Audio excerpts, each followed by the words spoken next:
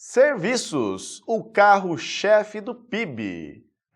A gente sabe que a economia pode ser dividida em três setores. O setor primário, que é a agricultura, a pecuária e o extrativismo, vegetal e mineral. O setor secundário, que é a indústria. E o setor terciário, que é o comércio e os serviços, que é do que a gente vai falar agora nesse vídeo. Os serviços são bens não tangíveis, ou seja, são bens que não são físicos, são coisas que são prestadas a nós. Exemplos de serviços são a educação, o turismo, a saúde, entre outros exemplos que a gente pode dar de serviços que podem ser prestados para nós. Os grandes centros urbanos são os grandes responsáveis por fazer os serviços serem demandados. Afinal de contas, os centros urbanos concentram grande parte das populações dos países e, portanto, vão demandar grande parte dos serviços. Outra coisa importante é que a gente vai notar que os grandes centros urbanos são os centros da globalização e, portanto, os centros da globalização vão demandar serviços cada vez mais diversificados. No caso do Brasil, a gente tem a concentração do setor de serviços principalmente na região Centro-Sul, que pega inclusive São Paulo, Minas e Rio.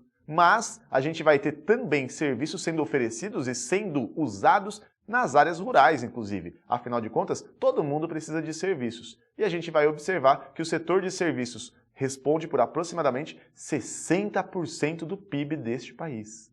A urbanização, que começou a ficar muito mais intensa a partir do século XX, só aumentou a demanda por serviços, porque cada vez mais as nossas vidas dependem de serviços que nós não podemos fazer por nós mesmos. Por quê? Porque as cidades vão demandar um outro ritmo de vida, e a gente vai trabalhar por muito mais tempo, a gente vai ter muito mais outras coisas para fazer e não vamos ter tempo de fazer as coisas que nós costumávamos fazer. Outra coisa importante é que as cidades vão criar novas demandas por serviços. Por exemplo, o transporte, que é um serviço que, no campo, dificilmente é utilizado. Ou seja, cidades maiores significam serviços mais complexos, que vão atrair mais pessoas e que vão criar um círculo virtuoso.